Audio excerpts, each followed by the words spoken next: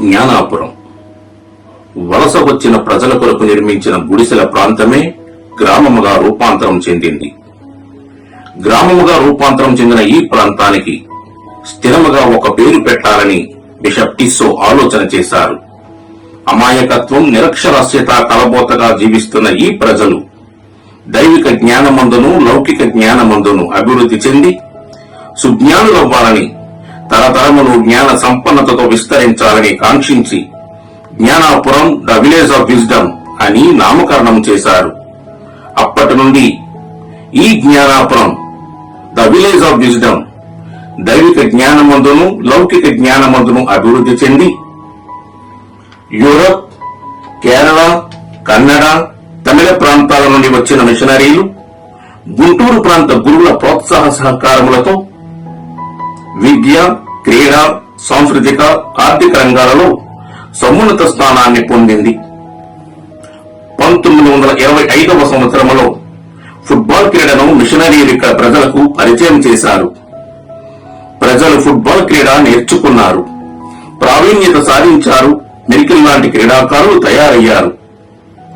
ప్రాంతీయ, జాతీయ స్థాయిలో జ్ఞానాపురం ఫుట్బాల్ కీర్తి పతాక ఎగరేశారు.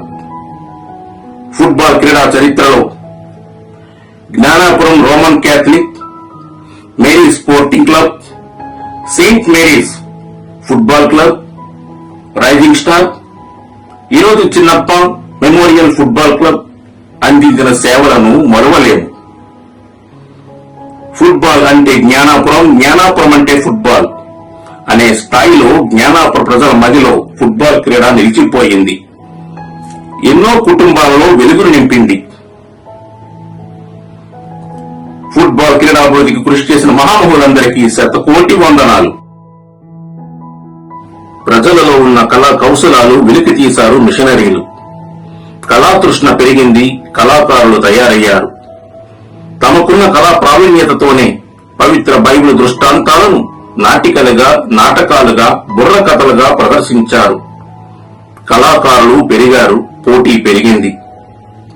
ఈ పోటీలో ఎన్నో సంస్థలు, క్యాథలిక్ క్లబ్, ఆంధ్ర కథోలిక యువ విద్యార్థి నాట్య మండలి, ఫాతిమా మాత బుర్రకథ దళము, ఆరోగ్యమాత నాట్య మండలి, Don Bosco students club, sacred heart club, Bora brothers, Gnanajyothi cultural association, Jyothi orchestra ప్రారంభమయ్యాయి. పోటాపోటీగా కళా ప్రదర్శనలు చేశారు.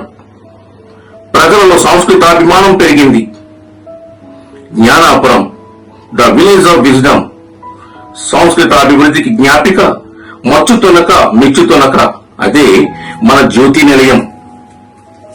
1972లో 24,000 రూపాయల మూలధనంతో జ్ఞానాపుర బ్యాంకును స్థాపించారు. సమర్థవంతముగా నడిపించారు. ప్రజల ఆర్థిక స్థితిగతులు మెరుగయ్యాయి. ఇంతటి ఘన కీర్తులతో ఈ ప్రాంతం నిజంగానే Gnanapuram the village of wisdom గా నిలిచింది. విశాఖ సెగలో గొప్పటి శిఖరంగా నిలిచింది.